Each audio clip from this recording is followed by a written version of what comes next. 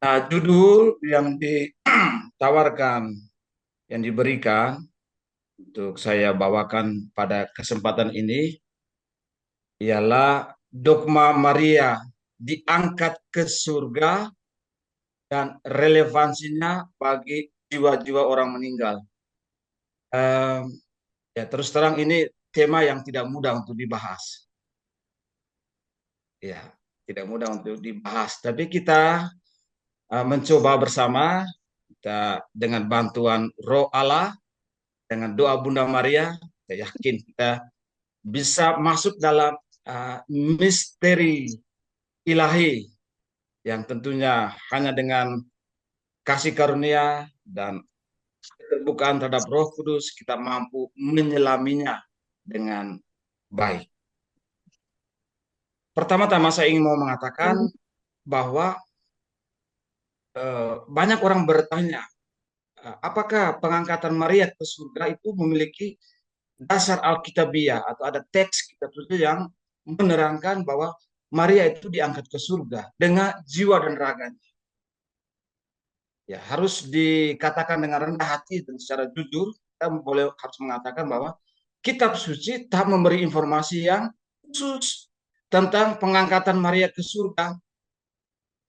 Lalu sejak abad-abad pertama, orang-orang Kristen merasa percaya akan kekudusan yang luar biasa dari Maria dan tempatnya dalam rencana Allah. Dan mereka percaya bahwa dia yang luar biasa di sepanjang hidupnya berdasarkan rencana Allah pasti juga memiliki nasib akhir yang luar biasa juga. Maka perlahan-lahan orang-orang ini dituntun pada keyakinan bahwa badan atau tubuh Maria diangkat ke surga dengan jiwa dan raganya. Dan ini nanti kita akan lihat sekilas dalam dokumen, dalam konstitusi apostolik Munificentissimus Deus atau Allah yang maha murah yang dikeluarkan oleh Paus Pius ke-12 pada tanggal 1 November tahun 1950. Sana akan dijelaskan uh, apa yang kita bicarakan pada malam hari tentang dogma Maria diangkat surga dengan jiwa dan raganya. Sekedar pengantar, jadi memang pada tanggal 29 November tahun 2006, Paus Benediktus ke-6 dia mengunjungi kota Efesus dalam rangkaian kunjungan atau visitasinya ke Turki. Lalu pada saat itu dikatakan dia memimpin misa Ekaristi di sebuah kapela kecil di dekat kota Efesus. Dan sebelumnya kapel itu berbentuk sebuah rumah kecil yang diyakini sebagai tempat tinggal Bunda Maria. Jadi last days before her assumption into heaven. Jadi berdasarkan vision Beata Anne Catherine Emmerich yang bahkan mengatakan begini, tahun 48 Masehi itu tahun kematian Bunda Maria sebelum diangkat ke surga. Hanya saja pertanyaan orang-orang, pertanyaan kita juga, apakah tempat itu pernah menjadi tempat tinggal Bunda Maria? Kemudian dari tradisi dikatakan bahwa Bunda Maria meninggal dibawa oleh Rasul Yohanes ke Efesus dan menetap di sana. Kemudian diangkat ke surga. Tapi, saudara-saudari, tak ada bukti historis yang akurat sekali yang mengatakan bahwa rumah itu adalah rumahnya Bunda Maria. Lalu, tradisi lain dikatakan Maria tetap tinggal di Yerusalem selama tahun-tahun awal gereja dan meninggal beberapa tahun di kota itu tak lama setelah kenaikan Yesus putranya ke surga. Lalu pada abad kelima, Ratu Elia Pulcheria, putri kedua Kaisar Romawi Timur Arcadius dan suaminya Marcianus, minta kepada Uskup Yerusalem Juvenal supaya tubuh Bunda Maria, badannya atau relikwinya dikirim. Tapi Uskup menjawab begini, dia menjawab, kubur Maria ada, tetapi kosong, tidak ada relikwi. Nah, dari sini para rasul berkesimpulan bahwa tubuh Bunda Maria diangkat ke surga. Nah, ini dinyatakan oleh Santo Yohanes dari Damaskus, ya. Nanti kita lihat sedikit dia punya keterangan pandangan dia tentang apakah Maria itu diangkat ke surga. Sebelum dia diangkat ke surga, dia meninggal dulu baru diangkat ke surga, ataukah memang dia tidak meninggal, pertanyaannya. Jadi Santo apa namanya, Damaskus ini, John dari Damaskus ini, itu adalah the last dari Church Father. Jadi yang terakhir dari para bapak gereja di timur. Dia yang terakhir. Kemudian ada sebuah gereja namanya Gereja Maria diangkat ke surga. Ya. Dibangun di atas kubur yang diyakini sebagai makamnya Bunda Maria di lembah Yosafat. Saya belum pernah ke sana. Ya, belum ada kesempatan waktu itu. Nah, tetapi yang lebih mendesak ialah ini sedikit latar belakang, sedikit semacam selayang pandang tentang konteks Maria, dia meninggal ataukah dia diangkat ke surga, ya. Tetapi yang paling mendesak saudara-saudara ialah isi iman. Apakah Bunda Maria lebih dulu meninggal baru kemudian dimakamkan, lalu dibangkitkan oleh Allah seperti Yesus putranya, atau justru langsung ke surga tanpa melewati proses yang namanya decompose, ya, pembusukan badan atau meninggal seperti layaknya kita manusia nanti akan meninggal. Nah, gereja Katolik meyakini bahwa Bunda Maria diangkat ke surga dengan jiwa dan raganya. Tapi proses pengangkatannya apakah melewati proses pembusukan badan atau kematian atau langsung diangkat ke surga, itu saudara-saudari menyisakan misteri. Tetapi nanti menarik kita melihat pernyataan dari Paus Pius ke-12 yang tidak memakai istilah atau sebutan meninggal, tetapi jangan dikatakan setelah menyelesaikan perjalanan. Jadi frasa yang dipakai atau kata kalimat yang dipakai adalah setelah Maria menyelesaikan perjalanan. Tidak disebut bahwa dia meninggal dalam dokumen konstitusi apostolik Munificentissimus Deus atau Allah yang maha murah. Nah, sekarang kita lihat karena ini berkaitan dengan para bapak gereja, saya tidak menyinggung banyak, cukup menyebut dua bapak gereja yang memang dikutip juga oleh Paus Pius ke-12 dalam Munificentissimus Deus tadi. Nah, pandangan umum para bapak gereja timur dan barat. Jadi, apakah Bunda Maria meninggal dulu, dimakamkan, lalu dibangkitkan oleh Allah seperti Yesus putranya, atau justru langsung diangkat ke surga tanpa melalui proses kematian normal? Itu pertanyaan. Bisa jadi juga menjadi pertanyaan Bapak Ibu saudara-saudari. Ada beberapa tokoh gereja orang suci yang mengatakan bahwa Bunda Maria tidak mengenal kematian. Atau dengan kata lain, Bunda Maria tidak meninggal. Nah, tapi saudara-saudari, sebetulnya pembicaraan atau diskusi paling awal tentang hal ini itu sebetulnya ada dalam tulisan-tulisan Epifanus. Lalu dia menyebut ada dua kemungkinan. Yang pertama, Bunda Maria ini meninggal, mati, atau dia tidak meninggal. Kemudian dia mengambil kesimpulan, saya tak tahu mana yang benar. Lalu ini berlangsung selama 6 abad. Jadi kalau satu abad itu 100 tahun, berarti selama 600 tahun sebelum tulisan-tulisan tentang pengangkatan Maria ke surga itu dicatat. Lalu beberapa bapak gereja awal lebih percaya bahwa Bunda Maria tidak mengalami kematian fisik atau tidak mengalami pembusukan badannya. Tetapi yang terjadi padanya ialah ia dialihkan dalam keadaan hidup dari dunia ke surga. jiwanya tak bisa dipisahkan dari badannya atau tubuhnya. Keduanya dimasuk ke surga, dibawa masuk ke dalam surga oleh para malaikat. Mengapa? Mengapa Bunda Maria tak mengalami kematian fisik seperti manusia biasa?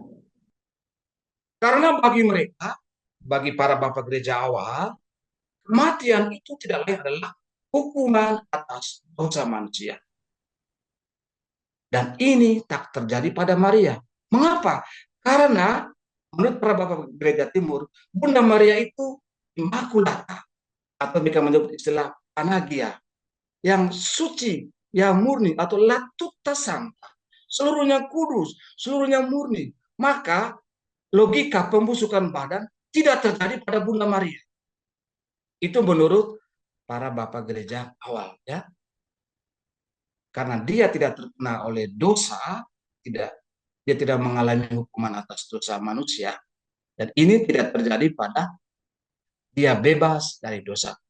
Lalu kemudian Paus Pius IX dalam bula Ineffabilis Deus itu menetapkan sebuah dogma sebelum dogma Maria diangkat ke surga pada tahun 1854, itu Maria dikandung tanpa noda dosa.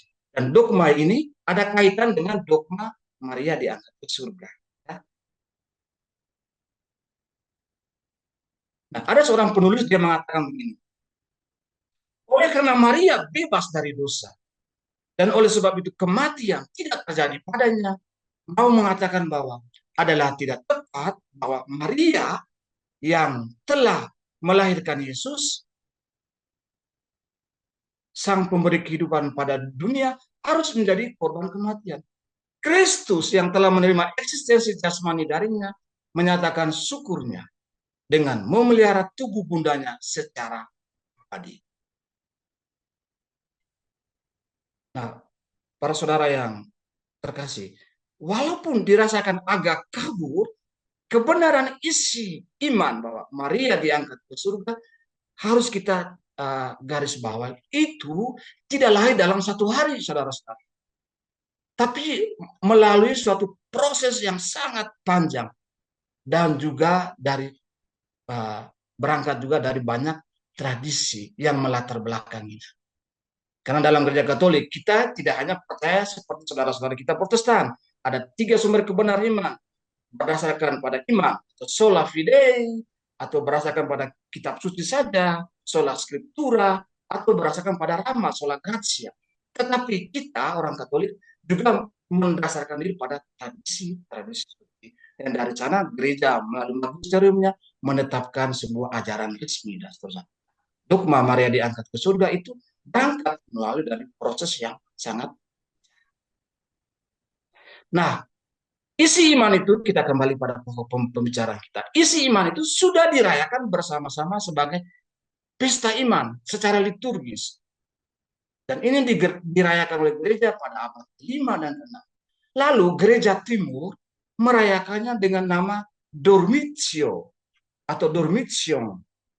Artinya tertidurnya Bunda Maria sejak abad ke-5.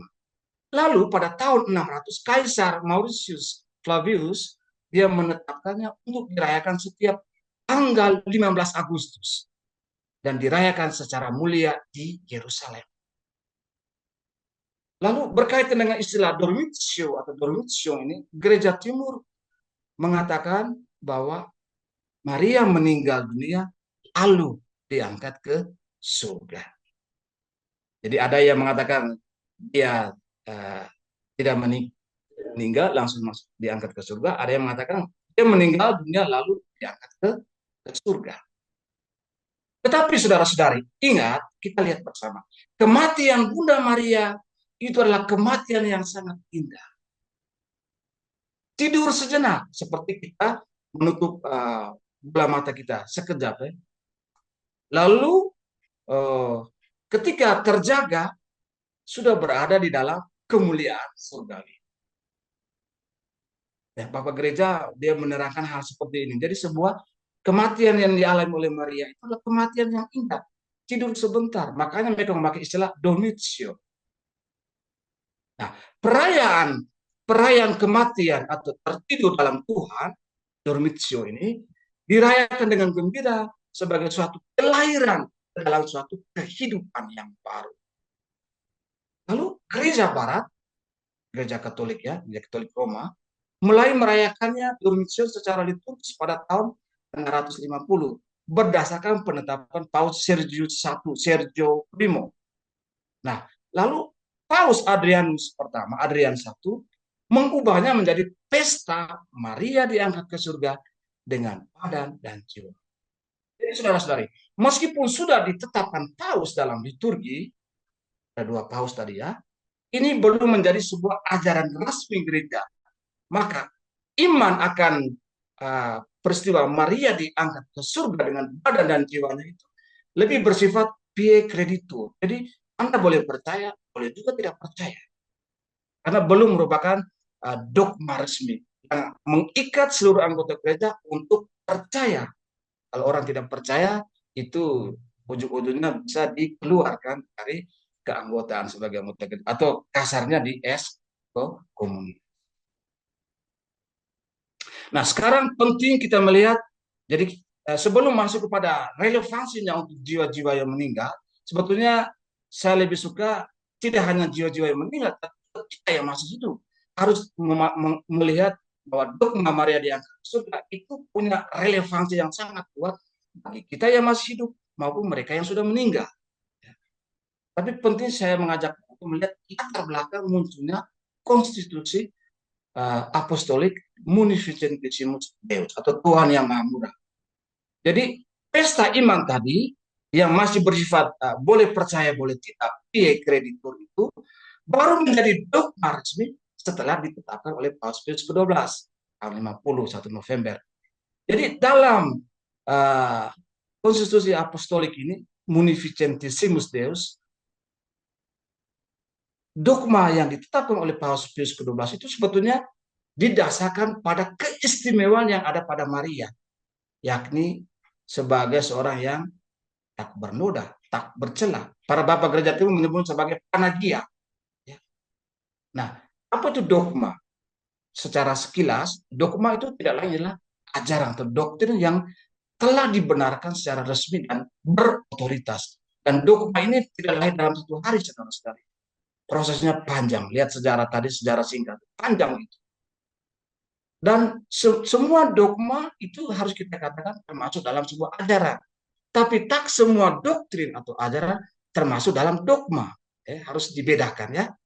Nah, dogma itu tidak lain ialah wewenang mengajar gereja menggunakan secara penuh otoritas yang diterimanya dari Kristus. Kita bisa lihat dalam Katekismus Gereja Katolik nomor 88. Jadi dogma-dogma yang dikatakan oleh Katekismus adalah cahaya di jalan kepercayaan kita. Jadi sebagai cahaya maka menerangi sifatnya, menerangi dan mengamankannya. Maka ketika gereja mendefinisikan suatu dogma, maka umat Katolik harus percaya. Bapak Ibu, saudara-saudari, Anda Katolik. Ketika Paus menetapkan dogma, kita harus percaya. Percaya dengan apa? Dengan sikap iman ilahi dan kekatolikan kita. Lalu kita kembali kepada Munificentissimus Deus, atau Tuhan yang sangat murah hati itu. Dalam konstitusi apostolik ini, Paus Pius ke-12 dia menelusuri proses sejarah yang mengarah pada penegasan kepercayaan tentang Assumption, pengangkatan Maria ke surga dengan jiwa dan raganya. Lalu dia menyebut ada gereja-gereja yang didedikasikan untuk itu, ada karya seni yang menggambarkannya, dan cara-cara umat beriman menghormati Maria di bawah gelar. Ya. Nah, tadi saya sudah singgung, jadi para bapak gereja bersaksi tentang hal itu. Tentang Maria diangkat ke surga dengan jiwa dan raga. Mengatakan, yaitu Santo Yohanes dari Damaskus dan Santo Germanus of Constantinople, dari Konstantinopel di timur. Jadi Paus Pius ke-12 dia menyatakan bahwa meskipun Santo Thomas Aquinas tidak berurusan atau berbicara secara langsung tentang pengangkatan, ia menjunjung tinggi ajaran ini seperti yang juga dilakukan oleh Bonaventura dan para teolog lainnya. Nah, sekarang kita masuk, saya mencoba menelusuri pandangan dari Yohanes dari Damaskus, pembela ya, apologis ya. Dia mengatakan begini, adalah layak bahwa ia yang tetap perawan pada saat melahirkan, tetap menjaga tubuhnya dari kerusakan, bahkan setelah kematian. Adalah layak bahwa dia yang telah menggendong sang pencipta sebagai anak di dadanya, dapat tinggal di dalam tabernakel ilahi. Adalah layak bahwa mempelai dan diambil Bapa kepadanya, dapat hidup dalam istana. Adalah layak bahwa ia yang telah memandang putranya disalib, dan yang telah menerima di dalam hatinya pedang duka cita yang tidak dialami pada saat melahirkannya, dapat memandang dia saat dia duduk di sisi Bapa. Adalah layak bahwa Bunda Tuhan memiliki apa yang dimiliki oleh putranya, dan bahwa ia layak dihormati oleh setiap makhluk ciptaan sebagai ibu dan hamba. Dari buku tulisan yang dia tulis tentang Dormition of Mary, tidurnya Bunda. Nah, sekarang kita melihat pandangan dari Germanus dari Konstantinopel.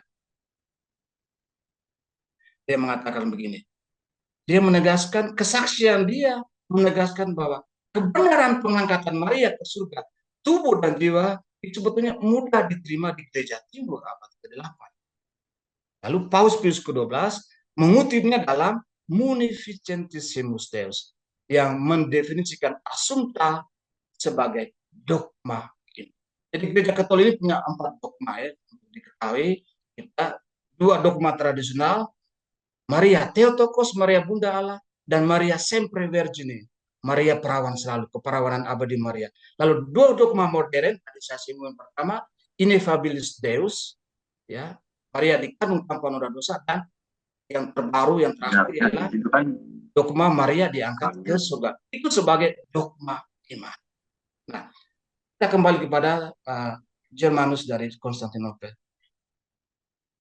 Ajaran tentang pengangkatan Maria ke surga ini mengandung beberapa hal yang sangat asli atau orisinil. Jadi dia menerima begitu saja bahwa perawan Maria harus naik ke surga dengan badannya sendiri. Karena dituntut oleh alasan yang kuat. Jadi ada alasan yang kuat mengapa Bunda Maria itu dia diangkat ke surga dengan jiwa dan raganya. Dikatakan gini, sebagai manusia disesuaikan dengan kehidupan tertinggi keabadian, namun ia tetap utuh dan mulia, dikaruniai dengan vitalitas yang sempurna dan tidak tunduk pada kematian. Justru karena tidak mungkin bahwa bejana yang telah mengandung Tuhan, bait suci yang hidup dari keilahian yang paling kudus, harus disentuh oleh sebuah kubur yang dibuat untuk orang. Jadi pengangkatan, dikatakan pengangkatan Maria ke surga itu adalah hak istimewa yang dengannya Yesus bermaksud untuk membalas ibunya, seolah-olah atas semua yang sudah dia terima darinya selama kehidupan duniawinya. Karena Germanus dari Konstantinopel dia menulis begini, lekaslah menjumpai dia yang lahir darimu. Dalam tugas keputraan, saya ingin membuatmu bahagia. Saya ingin menawarkan pelunasan untuk keramahan rahim ibu, upah untuk menyusui saya, kompensasi untuk saya ingin memberikan kepastian pada hatimu. Oh ibu, yang memiliki aku sebagai putra tunggalmu, pilihlah tinggal bersama. Dengan kata lain, hak istimewa tunggal ini tampaknya juga disebabkan oleh tuntutan kesalehan Yesus terhadap ibunya, yaitu sesuatu untuk sesuatu yang lebih dari sekedar motif kesesuaian. Nah, Patriark Konstantinopel ini dia memberikan beberapa alasan lain yang membenarkan keistimewaan Maria. Jadi soal kemurnian Maria atau panagianya Maria atau yang seluruhnya suci pada Bunda Maria, lalu integritas yang kuat dari Bunda Maria. Dikatakan, kamu seperti yang tertulis, manisku jelita, dan tubuh perawanmu adalah maha kudus, maha suci, semua tempat kediaman Allah, sehingga larut menjadi debu adalah asing bagi. Alasan yang pertama, Jadi kemurnian dan integritas Bunda Maria. Lalu yang kedua, alasan mediasi, kepengentaran yang ada pada Maria di hadirat Allah atas nama manusia. Germanus dari Konstantinopel menulis begini, aku akan menjadikanmu sebagai benteng bagi dunia, jembatan bagi mereka yang terombang-ambing oleh air pasang, batrah bagi mereka yang diselamatkan, sebagai tongkat bagi mereka yang dipimpin oleh tangan, sebagai perantara bagi orang-orang berdosa, dan sebagai tangga yang dapat membawa manusia ke surga. Benteng, tangga penghubung yang membawa manusia, ya, menghubungkan manusia dengan surga. Itu alasan kedua. Jadi soal kepengentaran Maria. Lalu kita melihat sekarang soal pertanyaan tentang kematian Maria. Bunda Maria ini mati atau tidak, meninggal atau tidak.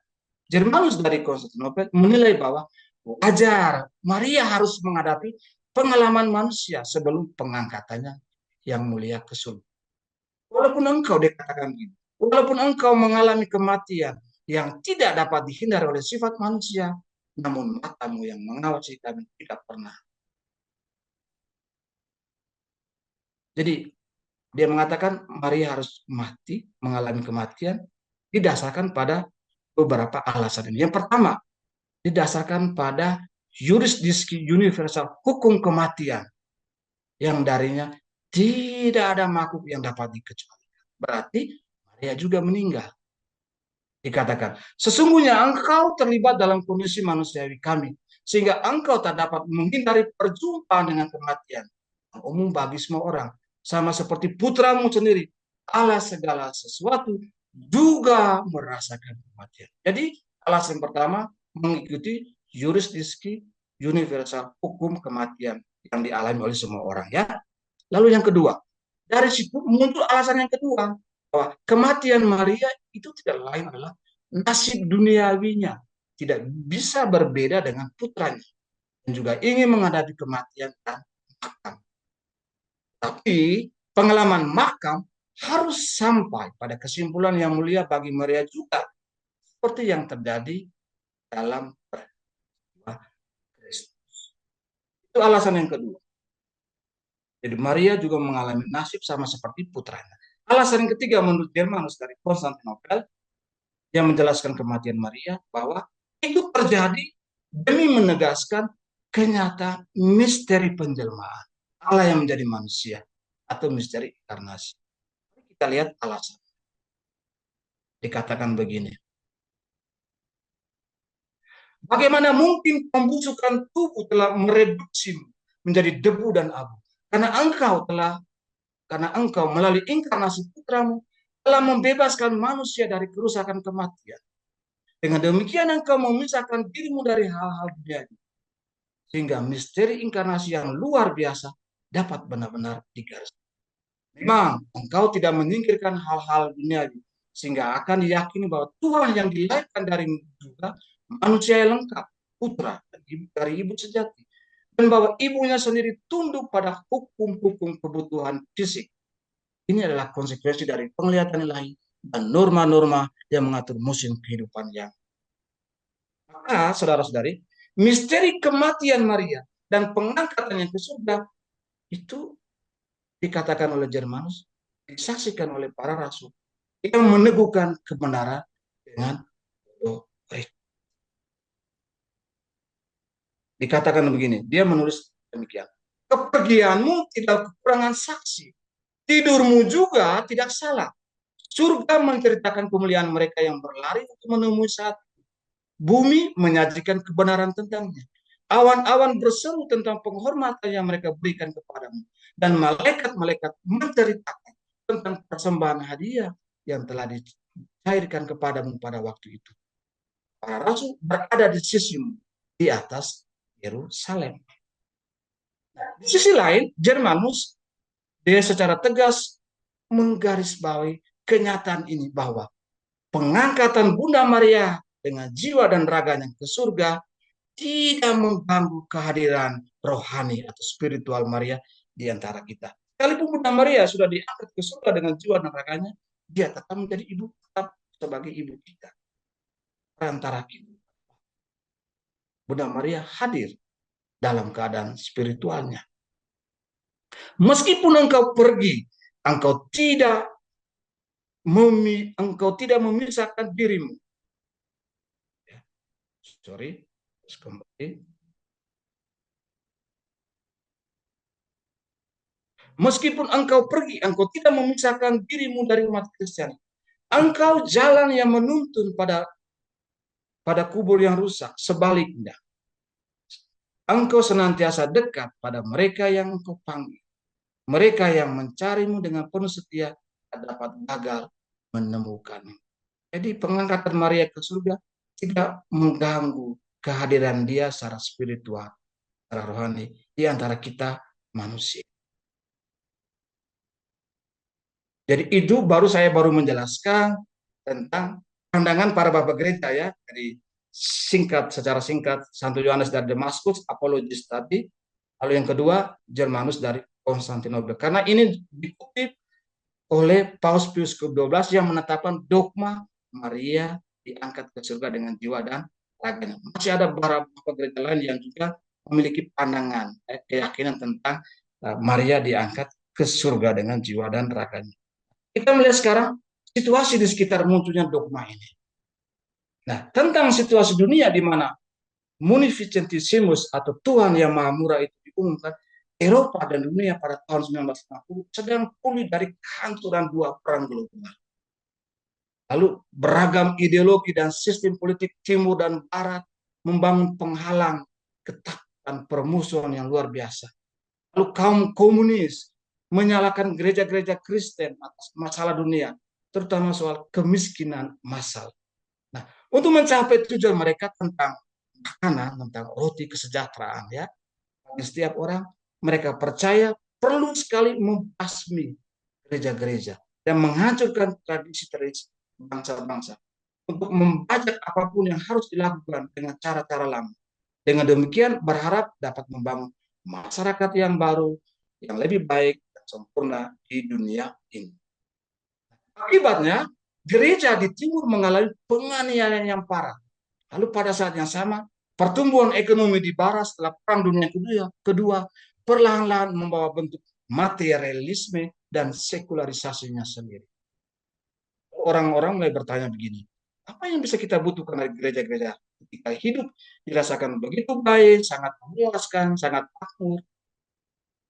Dunia barat dan timur satu saling ketakutan. Ada tirai besi yang dibangun, ya, yang membuat hubungan relasi timur dan barat saat itu tidak bagus.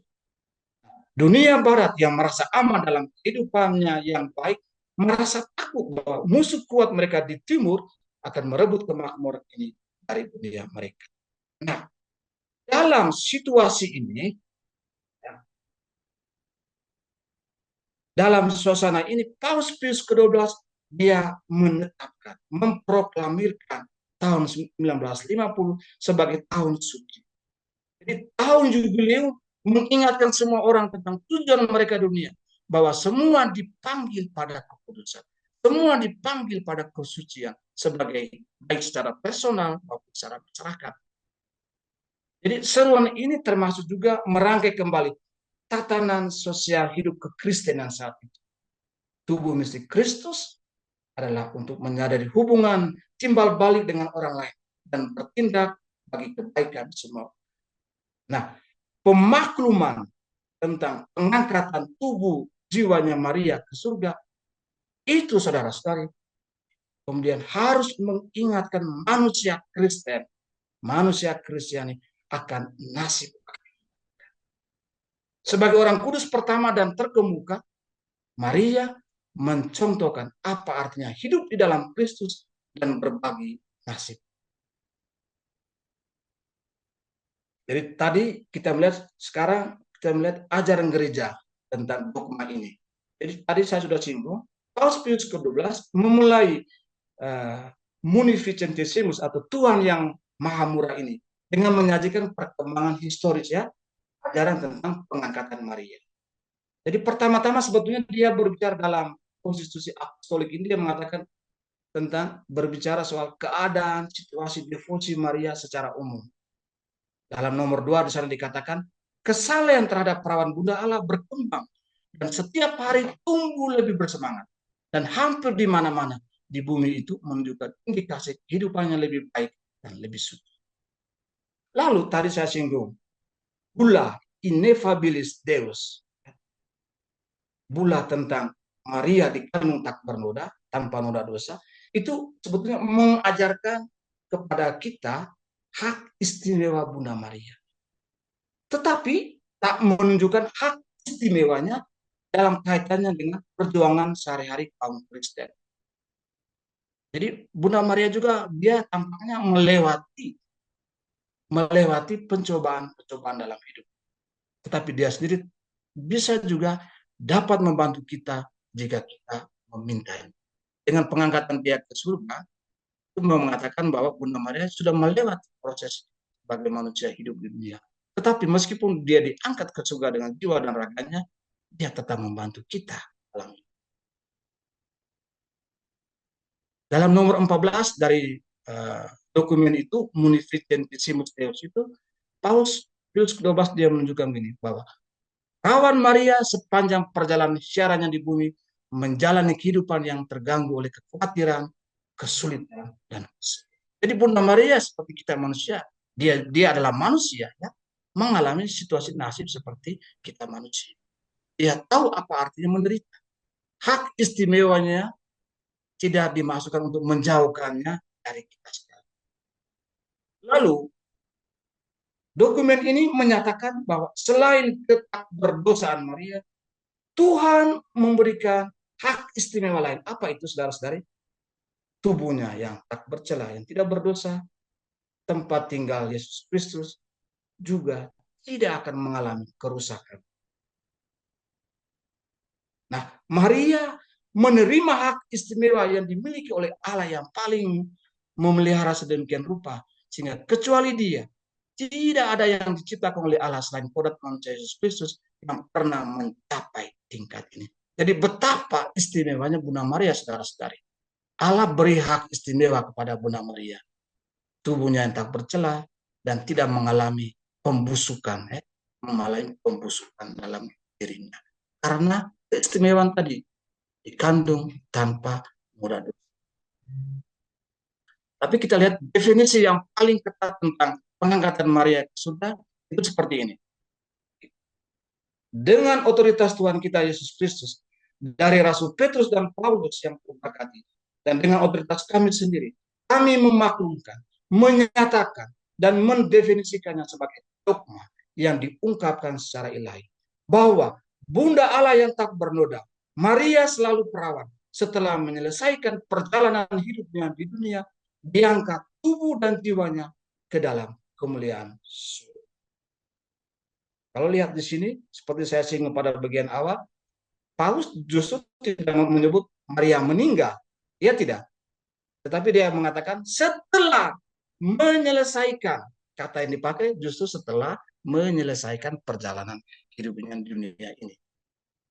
Nah, dalam mendefinisikan dogma Paus Pius ke-12, dia mendasarkan dirinya pada iman gereja universal. Maka pada tanggal 1 Mei 1946, dia mengirim surat Dei Pare Virginis kepada para uskup sedunia. Dia bertanya, apakah mereka berpendapat bahwa dogma ini harus dirumuskan, dinyatakan, dan ditetapkan? Dari semua uskup itu, 98,2% mengatakan yes, memberikan kesaksian yang luar biasa tentang iman gereja. Nah, dari semua uskup itu, ada 1.811 memberikan dukungan. Hanya sebagian kecil yang mempersoalkannya. Lalu 18 uskup mengatakan belum saatnya diumumkan sebagai dogma. Lalu 6 uskup meragukannya. Tapi mayoritas mengatakan iya, ini dapat ditetapkan sebagai sebuah dogma. Maria diangkat ke surga dengan jiwa dan raganya. Jadi dengan pasti Paus Pius ke-12 dia menetapkan, mengumumkan dogma itu secara resmi bahwa ini adalah kebenaran iman yang ditujukan secara ilahi. Sekarang kita kembali pertanyaan seputar kematian Maria.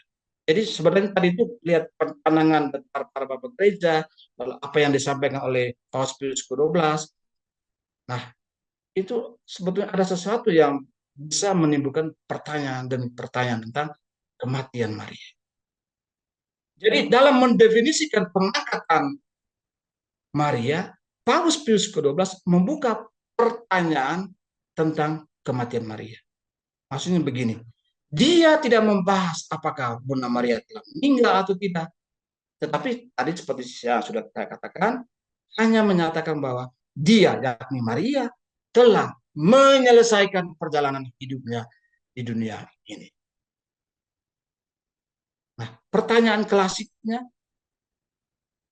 kalau dia dikatakan diangkat ke surga dengan jiwa dan raganya, apakah Maria meninggal dulu sebelum diangkat ke surga? Ada yang berpendapat Maria, Bunda Maria tidak mati. Dia hanya tidur, tidur sebentar, lalu diangkat ke surga. Maksudnya hanya tidur sekedar, lalu tiba-tiba sudah diangkat ke surga. Yang lain berpandangan dia harus mati, harus ikut logika hukum universal bahwa semua orang mati baru diangkat ke surga.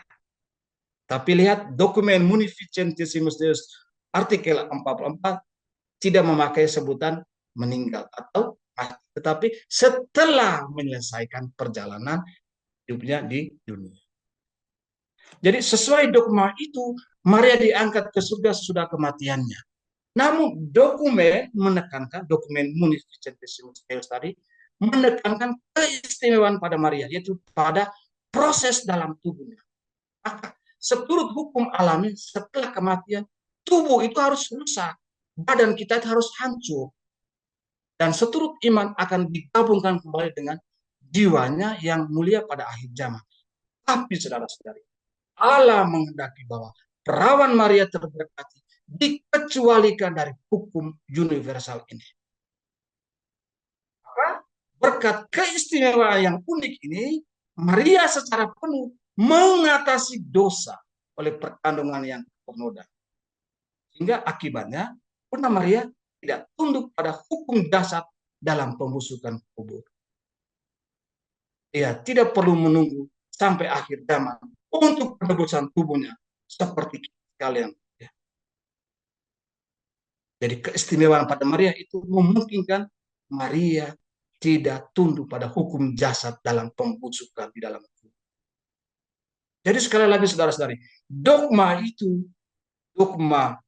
Maria diangkat ke surga dengan jiwa dan raganya ini sebetulnya tidak menyangkal kematiannya, melainkan ya kita harus garis bawahi, melainkan menekankan keistimewaan pada tubuhnya, yaitu bahwa tubuhnya tidak rusak, lalu diangkat ke surga dengan mulia tanpa harus menunggu pada akhir zaman. Tapi sebagian besar teolog berkata begini, dia memang mati agar lebih sepenuhnya menyesuaikan diri dengan karya penyelamat Kristus. Karunia kekudusan khususnya membebaskannya dari dosa, tapi tidak dari penderitaan dan kematian manusia.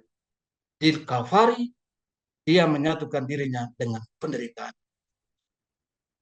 Jadi kalau kita mau merenungkan, merefleksikan secara teologi, secara lebih mendalam, maka kita bisa mengatakan ini, kematian Bunda Maria, atau Bapak Gereja Timur menyebutnya dengan istilah dormitio, atau dormition, itu adalah peristiwa yang menggembirakan. Jadi transisi menuju kejayaan atau transitus. Jadi hanya transit sebentar saja, lalu diangkat ke surga. Bagaimanapun gereja belum memutuskan bagaimana, kapan, dan bahkan tempatnya di mana Maria pindah dari kehidupan ini ke kehidupan berikut. Lalu beberapa teolog lain berpikir begini, bahwa karena Maria dikaitkan dengan peristiwa di kaki salib, dengan kematian Kristus sebagai pengorbanan, pada saat kematian biologisnya, dia tak harus mengalami nilai pengorbanan dari kematian manusia setelah melakukan. Jadi, lihat, pada bagian awal saya membukanya mengatakan bahwa kitab suci kita tidak bicara apa-apa tentang kematian, tentang pengangkatan Maria dengan jiwa dan raganya ke surga. Lalu, Bagaimana dia mati atau meninggal? Peristiwa kematian itu terjadi tak banyak dilukiskan. Kitab suci sendiri juga tidak. Namun, saudara-saudari, dengan tidak disebut, itu justru menjadi isyarat bahwa kematian, kalaupun Maria meninggal, terjadi secara normal. Nah, tidak ada banyak catatan lain, kecuali dari hasil perenungan beberapa tokoh saleh pengagum Maria. Seperti yang banyak disinggung dalam dokumen Munificentissimus Deus. Memang ada juga pelukisan menarik dari berbagai karya apokrif. Jadi kitab-kitab yang tidak termasuk dalam daftar resmi, kanon resmi kitab suci yang kita pakai sekarang ini. Sekitar pengangkatan Maria. Namun karya itu juga muncul lebih dari sebuah perenungan kesalehan. Karya-karya itu memakai nama Yohanes Penginjil, Yosef dari Arimatea sebagai pencerita, dan melukiskan bagaimana sebelum kematian Maria, Tuhan secara ajaib mengumpulkan para rasul yang tersebar di mana-mana untuk mendampingi Maria. Jadi dalam karya itu, karya apokrif itu, cara dikatakan, jadi secara ajaib ketika mendengar bahwa Maria meninggal, serentak semua rasul datang, lalu mengelilingi tempat tidurnya Bunda Maria. Itu mendampingi Bunda Maria. Sehingga tidak heran para bapak gereja mengatakan, ya, pengangkatannya disaksikan oleh para rasul. Nah, dalam kisah itu tubuh suci Maria yang telah mengandung sang penyelamat diangkat pada hari ketiga di Kristus. Dalam kisah ini ya. Nah, di balik semua cerita itu selalu muncul penghormatan umat pada relasi batinnya kita, relasi batinnya Maria dengan Yesus dan dengan para rasul yang merupakan wakil gereja. Maka gereja selalu mengatakan dan kita mengimani bahwa Bunda Maria ini tampil sebagai pendoa, pengasih, Bunda Tuhan, Ibu Tuhan, Ibu Gereja, atau Bunda.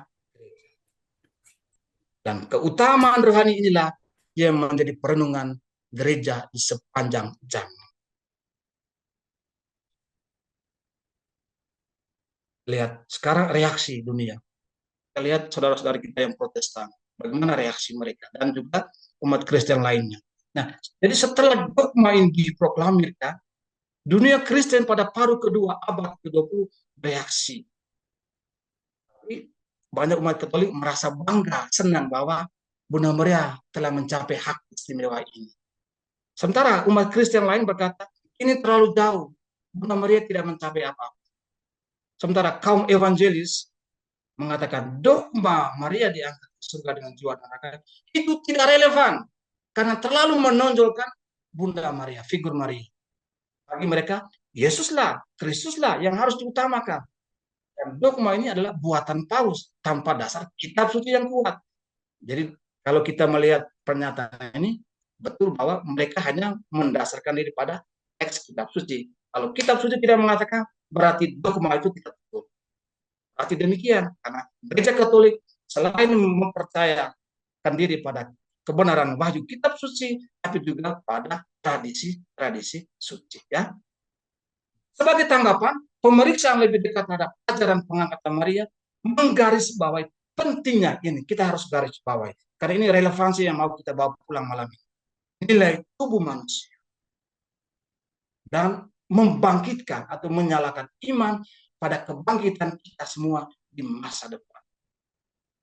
Lalu Konsili Vatikan kedua, konsili yang sangat penting dalam sejarah gereja Katolik kita, menyajikan relevansi ajaran ini pada semua orang Kristen, baik yang hidup maupun yang telah meninggal.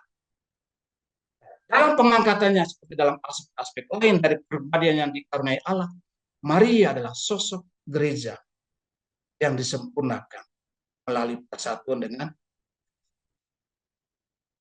dalam Konsili Vatikan II, dalam Lumen Gentium, konstitusi dogmatis tentang gereja, Lumen Gentium nomor 9, di bab 8 ini, mengatakan akhirnya setelah menyelesaikan, ya sekarang konsili juga tidak menyebut kata setelah meninggal, tapi mengatakan sesudah menyelesaikan jalan kehidupannya yang fana, rawan tak bercela, yang senantiasa kebal terhadap semua noda dosa asal, diangkat ke kejayaan surgawi dengan badan dan jiwa. Lalu dalam nomor 68 dikatakan, Bunda Yesus yang telah dimuliakan di surga dengan badan dan jiwanya, dan menjadi citra serta awal gereja yang harus mencapai kepenuhannya di masa yang akan datang. Begitu pula di dunia ini, dia menyinari umat Allah yang sedang mengembara sebagai, kita garis bawahi, tanda harapan yang pasti dan penghiburan. Tibalah hari Tuhan. Jadi ini adalah tanda harapan yang pasti dan penghiburan, saudara-saudara. Maka ada dua hal penting yang bisa kita catat. Pertama, Maria, citra atau gambaran dan awal dari gereja, sebagaimana yang akan disempurnakan di dunia yang akan datang. Lalu yang kedua, dengan demikian, Maria adalah tanda harapan yang pasti.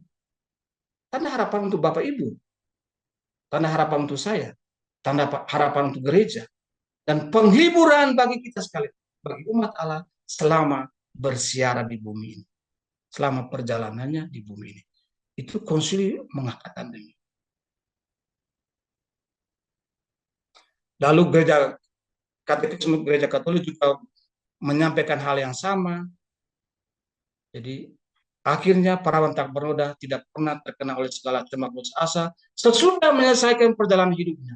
Jadi mengambil dari apa yang dikatakan oleh Paus Pius ke-12 dan seterusnya. Untuk mengakhiri pembicaraan mengenai gereja, asalnya, perutusannya, dan tujuannya, kita tidak dapat berbuat lebih baik daripada mengarahkan pandangan kepada Maria.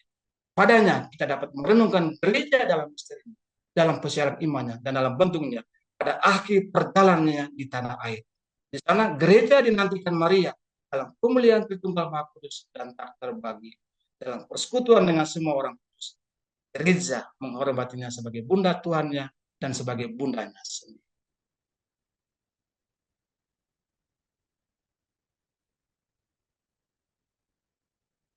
Gereja Katolik dengan demikian mengajarkan begini, saudara-saudari, berdasarkan tradisi suci yang sudah diimani oleh gereja sejak lama, tapi baru ditetapkan menjadi dogma melalui pengajaran Paus tadi, 1 November 1950, yang diberi judul Tuhan yang Maha Murah Hati, Munificentissimus Deus. Lalu, doktrin ini ada kaitan erat, saya sudah singgung tadi, dengan dogma Maria dikandung tanpa noda dosa. Umat Kristen non-Katolik banyak yang mempertanyakan hal ini dan berpikir bahwa kita, gereja Katolik, menciptakan dogma yang tidak berdasarkan kitab suci. Karena jelas bahwa bagi mereka sumber wahyu hanyalah kitab. Namun bagi gereja Katolik, wahyu ilahi juga kita peroleh dari tradisi suci yang sudah hidup, bertumbuh, yang berakar dan bertumbuh dalam perjalanan gereja. Mana tradisi suci yang dimasukkan di sini itu, saudara-saudari, tidak terpisah dari kita. Jadi sejatinya Maria Assumpta juga punya dasar kitab suci yang kuat. Kita harus mengatakan demikian. Walaupun tak dinyatakan secara tersurat atau secara eksplisit dalam teks-teks. Jadi kalau orang bertanya, apakah ada dasarnya? Ya, dasar kitab suci tak dinyatakan secara eksplisit atau jelas. Catatan kecilnya, doktrin ini tidak menentukan apa-apa soal kematian Maria. Tak diketahui dengan pasti apakah dia meninggal atau tidak. Jadi, kalau gereja Katolik mengumumkan suatu doktrin, itu sebenarnya hanya mengumumkan apa yang sudah lama diimani oleh gereja, lalu bukannya sesuatu yang terjadi dalam satu hari. Dogma ini dengan demikian bertumbuh pada iman umat sejak dahulu kala. Apa yang disebut dengan sensus fidei atau sensus fidelium. Jadi intuisi iman bahwa Bunda Maria demikian yang dikandung tanpa noda, yang suci, yang tak bercelah, itu kan sudah dihayati oleh iman sebelum dogma itu ditetapkan, ya. Nah, dengan pengertian yang sama, maka dogma Maria dikandung tanpa noda dan dogma Maria diangkat ke surga itu adalah pengajar yang sudah lama dan diimani oleh gereja yang nyatanya ada dalam tulisan para bapak gereja. Tadi saya menyebut Santo Yohanes dari Damaskus dan Santo dan Germanus dari Konstantinopel, dua yang dikutip, salah satu yang dikutip secara jelas oleh Paus Pius ke-12. Jadi karena Maria adalah bunda Allah, maka dia diangkat ke surga dengan jiwa dan raganya. Itu dalam dokumen ini disebutkan dasar yang kuat dari pengangkatan Maria.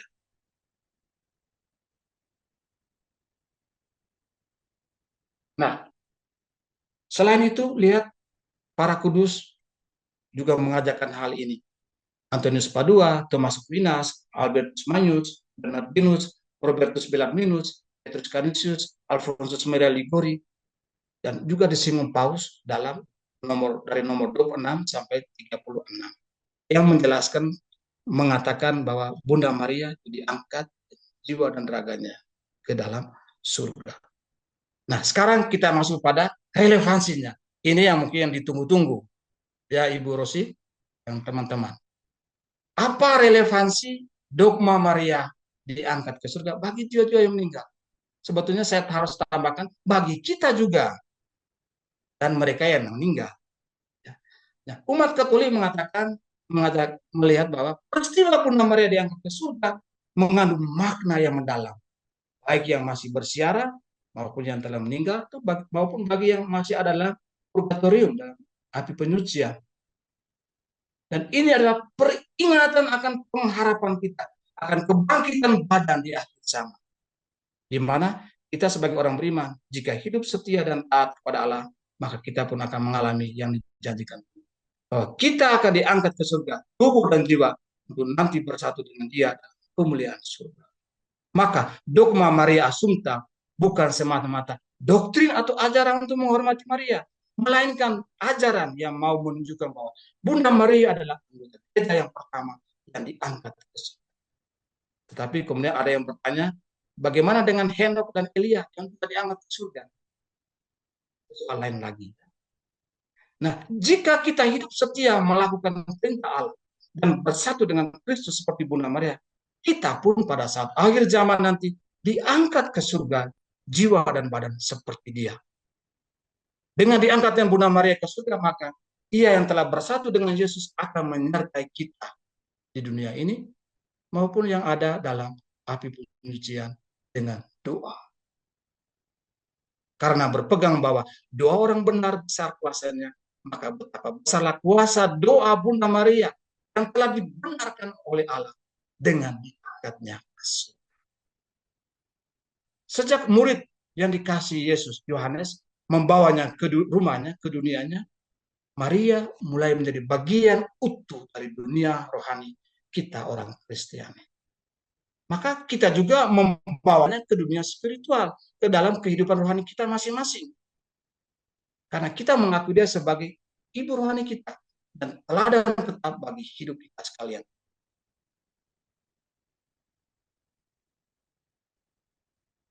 Wanita yang Yesus wartakan, nyatakan, dan tunjukkan kepada kita sebagai ibu dari murid-muridnya, tidak meninggalkan kita yatim piatu. Bahwa Dia yang memberikan kehidupan pada Yesus, dihidupkan kembali, dibangkitkan oleh kuasa Tuhan yang bangkit. Nah, seluruh keberadaan Maria dihidupkan karena Allah membangkitkan setiap makhluk yang mengandung benih kehidupan di dalamnya. Gereja mengimani bahwa dalam diri Maria tidak ada dosa. Para Bapak Gereja Timur mengatakan, Anagia, Latutasan, seluruhnya murni, suci, kudus, tidak ada dosa. Seluruh keberadaannya adalah alat cinta, jiwanya dan badan. Dalam diri perawan Maria tidak ada yang membusuk. Dia pasti benar-benar dibangkitkan, benar-benar pulih. Dan ketika seseorang mencapai penggenapannya di dalam Tuhan yang Maha Kuasa, orang itu tidak tersesat, tetapi dipulihkan, didekatkan, hidup, dan memberi kehidupan. Nah, tubuh dan jiwa Maria telah sepenuhnya disucikan oleh Roh yang adalah kasih. Di dalam Roh, saudara-saudari, Maria adalah hati yang tidak berhenti mengasihi, mencintai. Cinta membawanya dekat kepada kita. Roh mengizinkan Dia untuk hadir di dalam jiwa kita. Dalam kedekatan yang misterius dengan kita, Maria membawa serta harum mewangi Kristus. Kata Santo Paulus, bandingkan 2 Korintus 12. Maka melalui peristiwa diangkatnya ke surga ini, identifikasinya dengan putra Yesus telah mencapai kepenuhan. Lalu kedekatan Maria, lebih dari dalam kehidupan sejarahnya, menyebabkan Yesus juga mengkomunikasikan dirinya kepada kita. Kehadiran Bunda Maria itu selalu bijaksana, diam, transparan. Maka di hadirat ini sebuah misteri diungkapkan kepada kita itu bahwa Tuhan tidak memilih mendekati manusia tanpa bantuan. Ketika kita berpikir tentang kebangkitan masa depan sendiri dalam terang dogma tadi, kita memahami bahwa apa yang ditaburkan di sini kemudian dituai dalam panen eskatologis. Bahwa yang ada di sini adalah kesinambungan yang mengagumkan antara masa kini yang bersejarah dan masa depan yang akan datang. Kita memiliki Maria bersama kita. Maria yang sepenuhnya dimuliakan oleh Roh, memupuk, mendorong komitmen kita pada cinta dan benih-benih. Lalu hal yang mengembirakan kita, saudara-saudari, kita yang masih bersiara dan mereka yang ada dalam api penyucian, mereka yang telah meninggal, bahwa dengan pengangkatan Maria ke surga, Bunda Maria menjadi pengantara kita pada Yesus, per Maria, Yesus. Pasal lain yang sangat mendalam, relevansi lainnya, saya melihat soal keutuhan pribadi, soal kudusan, soal kemurnian badan, soal jiwa lahir. Ketika dunia kita lebih cenderung merendahkan nilai tubuhnya, desakralisasi tubuh, nah pengangkatan Maria ke surga dapat menjadi undangan untuk menghormati tubuh. Seperti nasihat Rasul Paulus, tubuh itu adalah gereja. Jadi saudara-saudari, jelas bahwa nilai penting yang perlu diperjuangkan ialah kita orang Kristiani mengusahakan kemurnian hidup, kesucian tubuh dan jiwa kita. Seperti Bunda Maria sendiri, agar Kristus dengan nyata dimuliakan dalam tubuhku, dalam tubuh kita, baik oleh hidup kita maupun oleh matiku, oleh mati.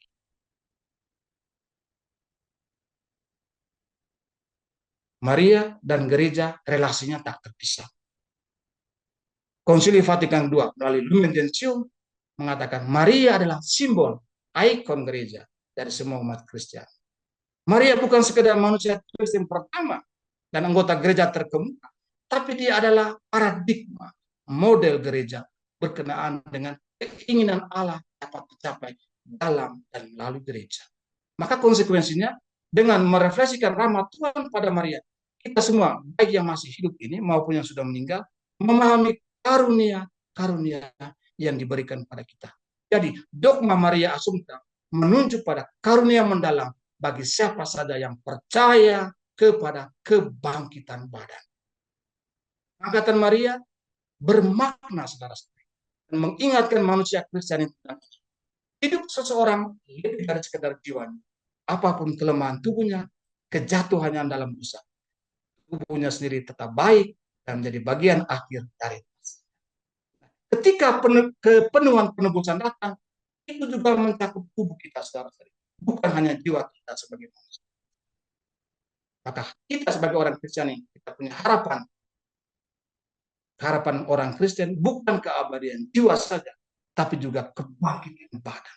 Nah, pengangkatan Maria mengingatkan Bapak Ibu saudara-saudari kita yang hadir pada malam hari ini dan semua yang tidak hadir, seluruh umat Kristiani, bahwa tubuh itu pun akan Jadi Maria menjadi teladan gereja, maka masuk akal Maria akan mengalami terlebih dahulu kepenuhan penebusan jasmani yang menanti seluruh gereja di akhir zaman. Dia harusnya yang pertama. Maka pengangkatan Maria adalah citra, potret yang jelas dari nasib mulia yang dipanggil dan dialami oleh kita semua orang Kristen. Jadi doktrin pengangkatan ini memberitahukan kepada kita kemana kita harus berjalan nanti, saudara-saudara. Kemana kita akan melangkah dalam hidup. Dalam pengertian ini, pengangkatan Bunda Maria bukan hak istimewa tunggal Maria. Dengan cara yang persis sama dia dikanun tanpa noda dosa. Karena pengangkatan itu adalah antisipasi harapan dari semua manusia Kristen. Kebangkitan. Nah, pengangkatan Bunda Maria juga adalah simbol dari kebangkitan umum semua orang yang percaya tentang apa yang dia akan dialami gereja sebagai tubuh mistik Kristus dan mempelai wanita Kristus di akhir sejarah.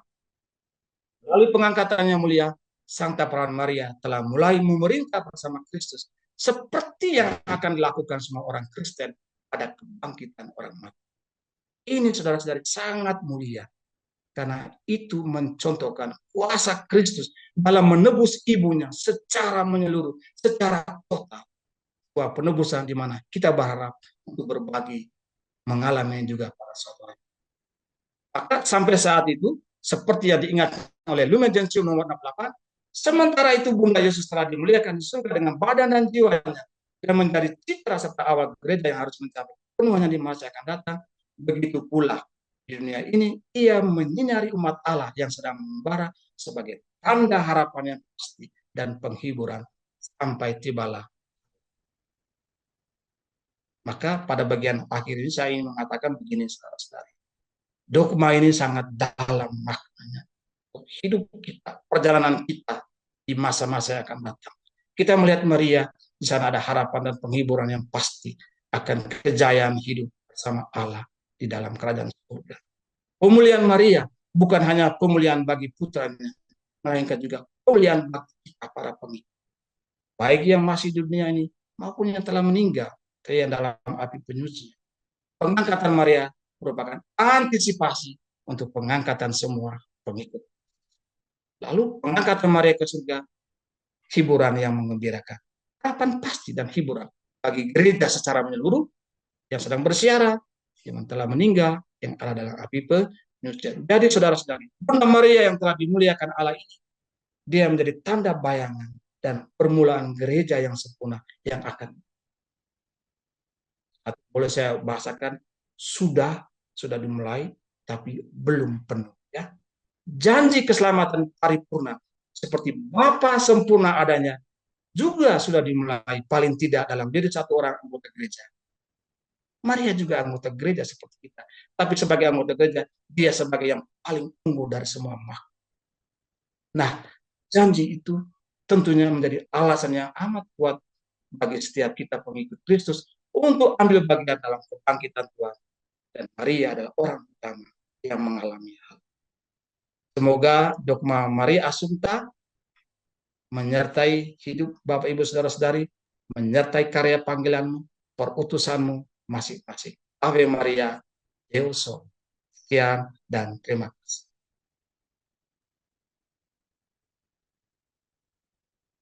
Terima kasih. Terima kasih sekali lagi. Saya sudah selesai bagian saya. Baik, terima kasih kepada Pater Fidelis SMM. Pada host, supaya ditutup dulu, Pater. Oh iya, saya tutup dulu ya. Ya. Oke, terima kasih. Baik. Tolong di spotlight bagi host. Ya, terima kasih. Baik, Pater Fidelis, terima kasih atas pemaparannya yang luar biasa malam ini, sangat lengkap, seperti sebuah disertasi ini ya.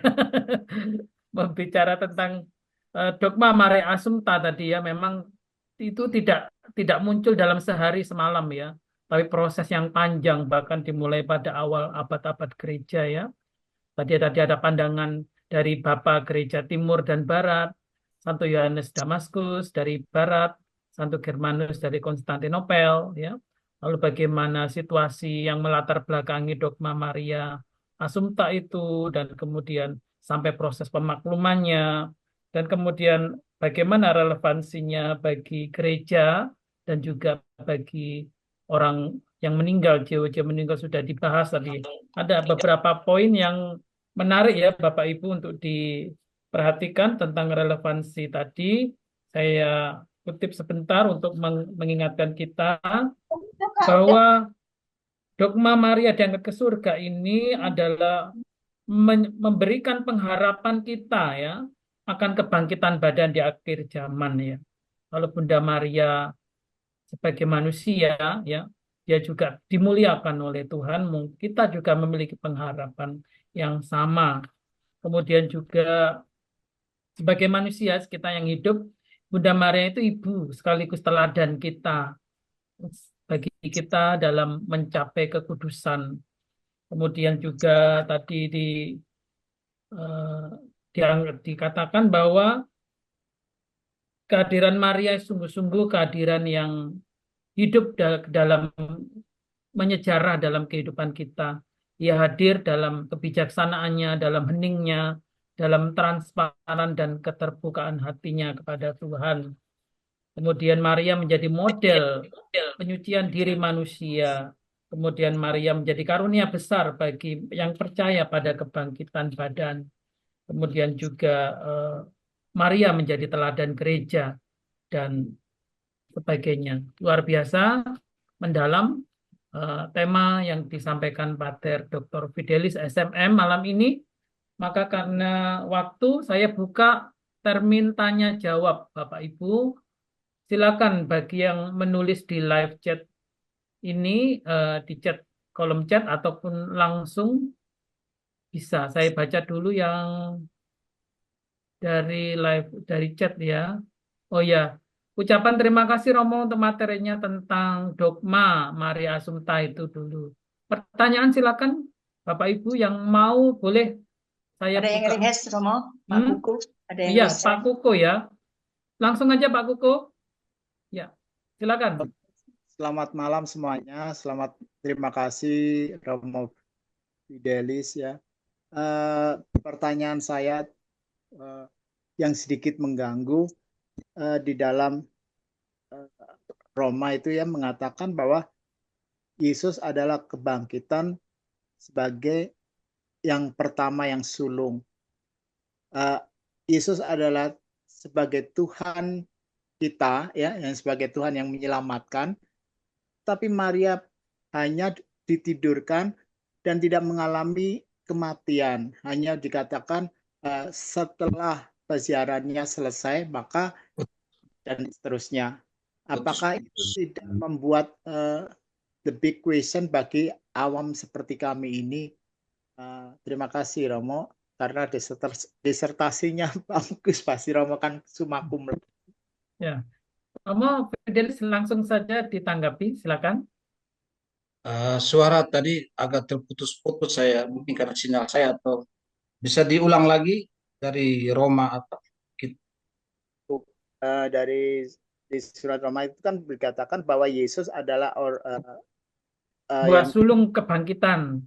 Ya, yang buah sulung kebangkitan kalau tidak salah ya. sebagai Ya, sulung. Sedangkan Maria kan tidak mengalami kebangkitan, bahkan hanya mengalami tidur yang atau ditidurkan atau dikatakan tadi persiaran yang sudah selesai apa gitu tadi ya. Maka oke, terima kasih. Apakah itu menjadi big question bagi kami yang awam ini? Bagaimana Maria yang bukan apa tuh Theo atau bukan Allah atau bukan Tuhan, tetapi dia bisa melebihi dari Tuhan yang harus menjadi melalui kematian dan kebangkitannya dulu. Terima kasih Romo. ya. Jadi memang Yesus sebagai yang sulung dari semua ciptaan, bukan yang pertama diciptakan. Ini mengatakan juga dia adalah pencipta yang kekal, bukan makhluk. Allah menciptakan dunia dan menebus dunia melalui Kristus. Lalu Yesus yang sulung yang bangkit dari orang mati.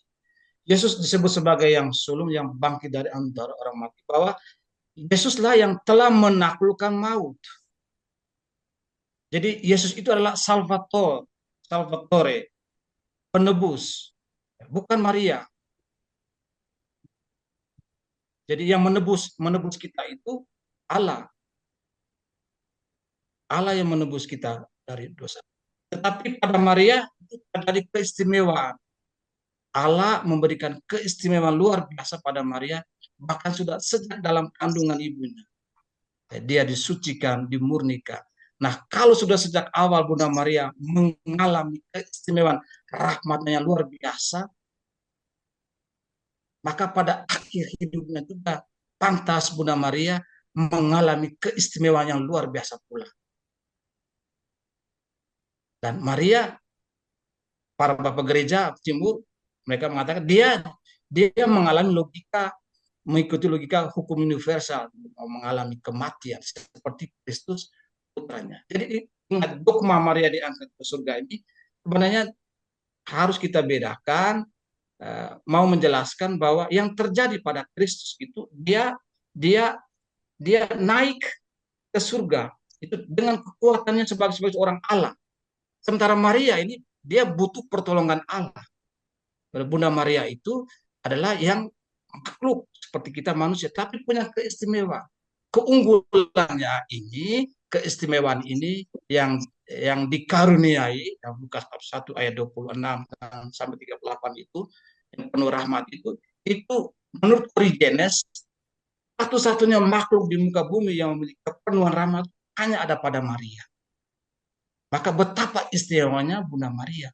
Maka yang terjadi pada dirinya juga mengalami keistimewaan, termasuk ketika dia diangkat dengan jiwa dan raganya. Jadi bukan Bunda Maria terangkat ke surga sendiri, tidak. Karena dia bukan Allah, dia manusia. Nah, Kristus sebagai yang bangkit dari antara mati, sebagai yang sulung, berarti bahwa dia yang menaklukkan maut. Bunda Maria tidak menaklukkan maut. Sehingga dia bukan yang sulung. Dan tidak bisa dia disebut yang sulung. Kristus yang harus menjadi sulung. Lalu, Yesuslah yang membuka jalan menuju kerajaan Allah. Nah, kebangkitan Kristus menjadi jaminan bagi yang percaya bahwa mereka akan mengalami kebangkitan juga. Nah, Maria adalah wanita beriman pertama yang percaya sungguh-sungguh pada Yesus Kristus putranya. Dia juga mengalami nasib seperti putranya. Dia mengalami pemulihan di mana tubuh, badan, dan jiwanya diangkat ke surga. Entah dalam prosesnya itu ada yang bertanya, dia harus mati dulu baru diangkat ke surga dengan jiwa dan raganya, atau dikatakan hanya tidur sekejap sebentar lalu tiba-tiba sudah dalam keabadian di dalam kerajaan surga. Gereja Katolik melalui dokumen Munificentissimus atau Allah yang Maha Murah itu tidak menjelaskan apakah di situ menekankan kematian Maria atau tidak, tapi melihat keistimewaan yang ada pada Bunda. Saya hanya bisa menjawab seperti ini. Jadi keistimewaan Maria itu memungkinkan dia lebih unggul dari kita semua anggota gereja. Tidak ada duanya. Bunda Maria itu yang paling unggul dari kita semua. Ya, Pak Koko, jadi ada 3 kata kunci saya tangkap ya, Pak Koko ya. Jadi pertama, Yesus itu Salvator ya, penebus ya. Jadi Bunda Maria bukan Salvatrix, hanya satu Salvator, hanya Yesus. Kemudian ada tadi kata kunci adalah Yesus naik ke surga, Bunda Maria diangkat ke surga ya. Kemudian 3 yang terakhir tadi disampaikan oleh Pater Fidelis, dan keistimewaan privilege dari perawan Maria, wanita pilihan Allah ya. Gitu kira-kira membantu. Terima Baik. kasih. Ya, baik. Ya. Baik, Pak, terima kasih. Silakan Bapak Ibu, Suster, saudara-saudari yang mau bertanya, termin pertanyaan dibuka ya, silakan ya. Saya tunggu di chatnya belum masuk. Mungkin Bu Rosi melihat ada yang mau bertanya, silakan. Bapak Ibu, Iya, karena Romo. ya, siapa Ini ini? ada yang masuk di chat saya, Romo. Ya, silakan dibacakan langsung aja. Sebentar. Hmm. Pertanyaannya begini, malam Romo. Saya mau bertanya, apakah artinya Romo Fidel ditunjuk oleh Paus Fransiskus sebagai Missionary of Mercy? Bedanya apa dengan pengakuan dosa oleh seorang Romo? Terima kasih. Iya, iya itu memang saya jelaskan secara singkat di sini. Saya juga kaget juga kalau muncul pertanyaan seperti itu di luar dari apa yang Iya, materi yang harusnya ditanyakan ya. iya, Hal iya, yang betul. Romo itu ada mungkin- di biografi Romo mungkin tadi Romo ya? Iya bisa jadi. Nah, ya itu memang apa namanya penunjukan Bapak Suci untuk bukan hanya saya, tapi ada sekian banyak orang lain lagi para imam waktu itu untuk mengambil bagian dalam pelayanan yang disebut dengan misionaris belas kasih, misionaris kerahiman. Jadi terutama dalam hal melepaskan dosa, membebaskan dosa-dosa umat. Jadi dosa-dosa yang memang direservasi khusus untuk takhta apostolik atau takhta suci kepausan yang hanya bisa dibebas oleh Bapak Suci, itu para misionaris kerahiman itu mengambil bagian di dalamnya. Jadi semacam kuasa yang didelegasikan juga untuk ambil bagian dalam pelayanan sebagai misionaris belas kasih. Itu saya terima pada bulan Juni tahun 2023 kalau tidak salah. 2022. 2022 ya. 2022. Itu penjelasan ini secara singkat sederhana. Baik, terima kasih Romo. Ya, Bapak Ibu, silakan pertanyaan kalau memungkinkan yang berkaitan dengan tema kita ya, supaya lebih terfokus begitu ya. Silakan, Suster, Bapak Ibu, waktu kita terbatas untuk pertanyaan, mohon. Ada Pak Stanley dan Mas Toro yang mau bertanya. Oh iya, iya. Pak Siapa? Toro.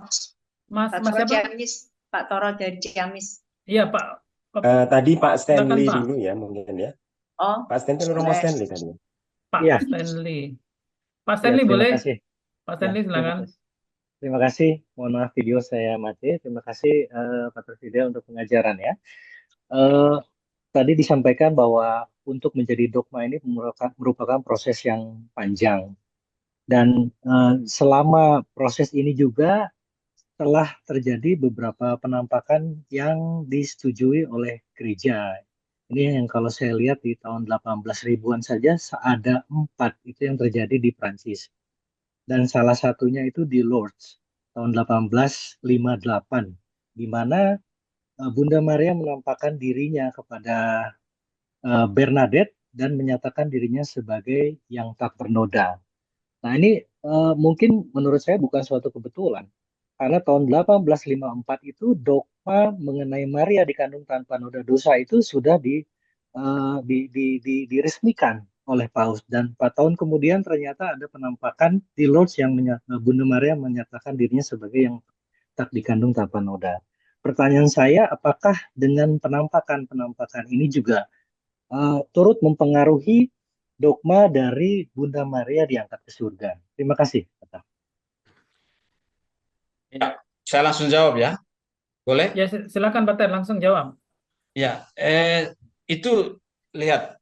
Jadi ada sesuatu, ada koneksi, ada pertalian erat yang tak terputuskan dengan dogma yang diajarkan, ditetapkan oleh gereja dengan peristiwa-peristiwa penampakan Bunda Maria.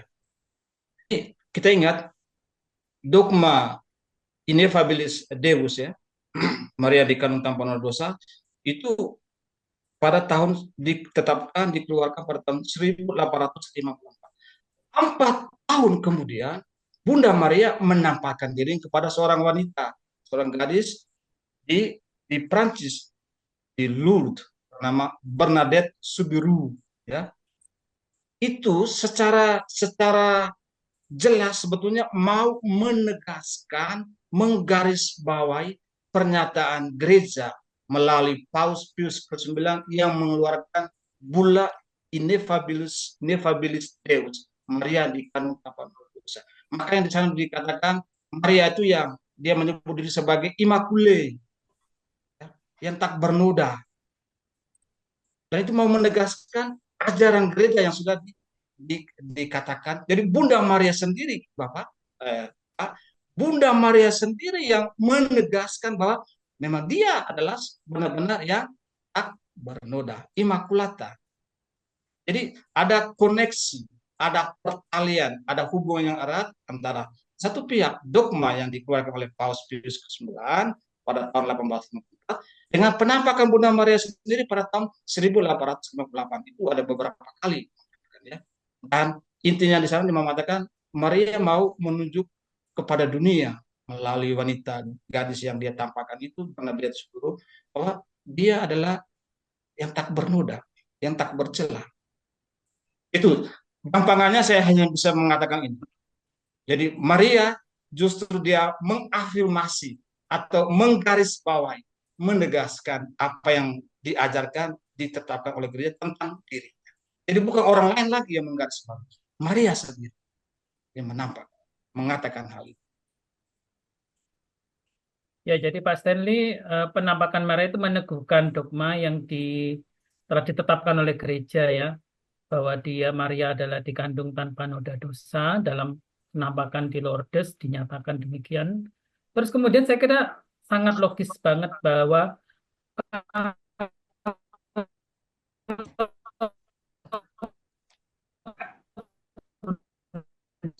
Maria itu sungguh-sungguh. Jadi nggak mungkin lahirnya istimewa, matinya sama seperti kita. Ya kan? Saya pikir logis ya. Dia dikandung tanpa noda dosa, meninggalnya diangkat ke surga jiwa dan raganya. Itu sangat logis banget karena dia memiliki keistimewaan yang luar biasa ya. Begitu Pak Stanley. Moga-moga bisa membantu.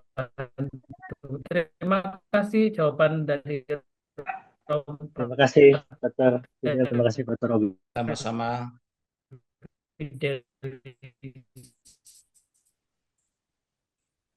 Silakan yang lain, saya buka pertunjukan, saya beri waktu, kita akan tutup.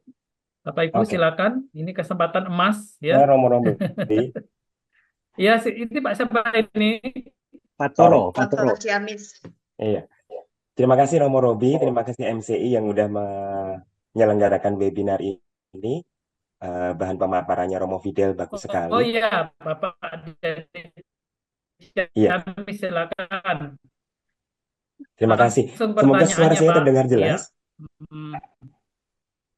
Apakah suara saya terdengar jelas? Jelas, Pak Toro. Yes. Oh, iya. Terima kasih Romo Fidel atas penjelasannya. Ini sangat menarik bahwa Pertanyaannya, akhirnya Pak. jelas ya, kita terkoneksi antara gereja yang masih Iya. mengembara, kemudian gereja di api penyucian, dan gereja yang sudah jaya di surga. Sehingga Bunda Maria yang diangkat ke surga itu menjadi teladan untuk nanti, kami, kita yang masih ada di dunia, bahkan yang ada di api penyucian juga akan menempuh jalan yang sama untuk berbahagia ke sana, di surga. Nah, di Ciamis, kami itu mengadakan kegiatan ini, Romo. Misa mohon indulgensi bagi arwah orang beriman. Kita selama tanggal 1 sampai tanggal 8 November ada misa berturut-turut. Jadi tidak hanya tanggal 2 saja. Kalau untuk kita yang orang Katolik mungkin akan lebih mudah untuk menjelaskan bagaimana orang-orang jiwa-jiwa di IP penyucian itu nanti akan mereka membutuhkan doa-doa kita untuk sampai ke surga. Nah, pertanyaannya, banyak pelanggan kami, para peserta misa ini, yang juga mendoakan arwah-arwah para leluhurnya yang tentu saja tidak Katolik, bahkan ada yang Muslim juga ada. Kadang-kadang mereka bertanya, bagaimana Mas Toro ya? Apakah boleh saya mendoakan mereka dan juga berharap nantinya mereka juga akan dibangkitkan berbahagia di surga? Tentu saya akan lebih mudah untuk memberikan jawaban yang menenteramkan ya. Oh tentu bisa Ibu. Gitu. Rata-rata ibu-ibu sini yang bertanya. Gitu. Tapi mohon penjelasan Romo Fidel nih, bagaimana ya relevansi dogma kita, terutama kita yang percaya di Katolik, kemudian untuk menjelaskan untuk memberi harapan kepada mereka yang mendoakan orang-orang non-Katolik. Selama ini saya selalu menggunakan kisah kepala pasukan yang memohon kepada Yesus untuk menyembuhkan bawahannya. Yang dipandangkan iman kita, ibu, bapak, gitu loh. Bukan mereka, gitu loh. Bagaimana tingkat kepercayaan kita tentang bahwa kita bisa mendoakan mereka untuk sampai dalam kejayaan surga. Ini mohon penjelasan Romo Fidel, terutama terkait dengan bahasan kita kali ini. Terima kasih. Baik Pak Toro, terima kasih. Langsung Pater Fidel dijawab. Iya. Jadi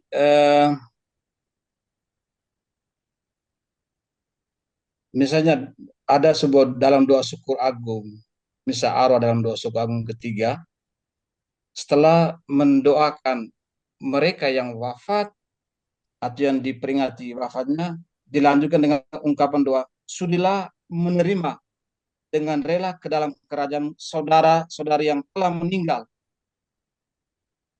Itu pertama. Saudara-saudara yang telah meninggal, mungkin kita bisa masukkan termasuk juga terutama mereka yang misalnya seiman dengan kita. Ya tidak. Lalu lanjutan dari doa suku agung ketiga, itu di sana dikatakan, dan semua orang yang berkenan padamu. Jadi siapa sih kita sehingga membatasi kebaikan Allah untuk orang yang tidak seiman dengan kita? Pertanyaan saya seperti itu. Saya kira Allah punya kuasa untuk menentukan orang itu dia boleh mengalami keselamatan atau tidak. Jadi dari doa rumusan doa arwah dalam arwah dalam doa surah Al-Fatihah di sana dikatakan begitu. Saya ulang lagi. Sudilah menerima dengan rela dalam kerajaan saudara-saudari yang telah meninggal. Siapa saja ya. Mungkin di situ kita fokus pada yang barangkali yang seiman. Tapi juga bisa jadi yang tidak seiman dengan kita. Dan karena lanjutannya di sana dikatakan, dan semua orang yang berkenan padamu, yang telah beralih dari dunia ini. Nah, pertanyaan kita, siapa saja semua orang yang berkenan pada Allah, yang berkenan padamu? Itu berarti untuk juga orang-orang yang tidak termasuk dengan yang seiman dengan kita, yang tidak seiman dengan kita, yang Allah berkenan padanya, ya, yang beralih dari dunia ini tentunya juga mengalami keselamatan. Jadi memohon Allah supaya menerima dengan rela ya saudara-saudara yang telah meninggal, menerima dalam tanganmu semua yang meninggal dan semua yang berkenan padamu. Jadi siapa saja. Dan kita bermaksud mendoakan Allah yang meninggal untuk keselamatan orang itu. Mungkin fokus kita selama ini ya hanya untuk saudara-saudara kita yang seiman. Lalu yang tidak seiman kita tidak kita doakan. Itu yang harus menjadi sebuah koreksi yang mungkin baik kita hayati dengan rendah hati bahwa kebaikan Allah itu tak terbatas, tidak dicengkeram atau dimasukkan dalam sebuah kotak tertentu, tapi juga berlaku untuk semua orang siapa saja yang dia kehendaki. Saya hanya bisa menjawab seperti itu dengan memakai rumusan bagian misa arwah dalam doa suku agung. Begitu ya Pak ya. Terima Baik, kasih Romo. begitu Pak Toro ya, jawaban dari Pater Fidelis semoga membantu ya. Baik, masih ada waktu kita 5 menit lagi Bapak Ibu yang mau bertanya, silakan. Mumpung ada ahlinya Mariologi nih, masih fresh graduate. Silakan. Atau sudah cukup? Brosi dan teman-teman, masih ada pertanyaan? Saya sudah tidak ada lagi, Romo. Cukup ya? Baik, kalau memang cukup ya kita akan akhiri.